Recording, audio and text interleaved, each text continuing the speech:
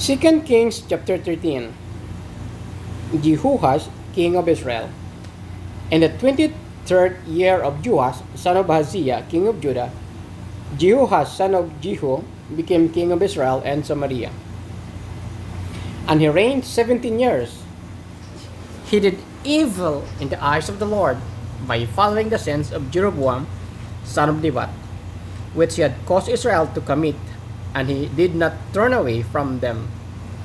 So the Lord's anger burned against Israel, and for a long time he kept them under the power of Hazael, king of Aram, and Ben-Hadad, his son. Then Jehoash sought the Lord's favor, and the Lord listened to him. For he saw how severely the king of Aram was oppressed Israel. The Lord provided a deliverer for Israel, and they escaped from the power of Aram. So the Israelites lived in their own homes as they had before. But they did not turn away from the sins of the house of Jeroboam, which he had caused Israel to commit. They continued in them. Also, the Asherah pole remained standing in Samaria. Nothing had been left of the army of Jehoash except 50 horsemen, 10 chariots, and 10,000 foot soldiers. For the king of Aram had destroyed the rest and made them like the dust at threshing time. As for the other events of the reign of Jehoash, all he did and his achievements, are they not written in the book of the annals of the kings of Israel?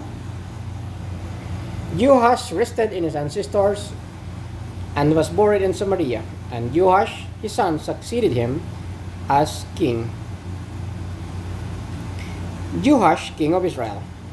In the 37th year of Joash, king of Judah, Joash, son of Jehoash, became king of Israel and Samaria, and he reigned 16 years.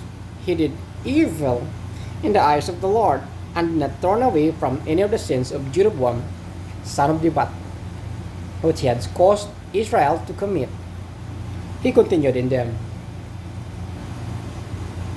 As for the other events of the reign of Joash, all he did, and his achievements, including his war against Amaziah, king of Judah, are they not written in the book of annals of the kings of Israel? Joash rested with his ancestors, and Jeroboam succeeded him on the throne. Joash was buried in Samaria with the kings of Israel. Now Elisha had been suffering from the illness from which he died. Joash, king of Israel, went down to see him and wept over him. My father, he cried, the chariots and the horsemen of Israel. Elisha said, get a bow and some arrows, and he did so. Take the bow in your hands, and I said to the king of Israel. When he had taken it, Elisha put his hands on the king's hand. Open the east window, he said. He opened it. Shoot, Elisha said. And he shoot. That was arrow of victory. The arrow of victory over Aram, Elisha declared. You will completely destroy the Arameans at Aphek. Then he said, take the arrows, and the king took them. Elisha told him, strike the ground. He struck it 3 times and stopped.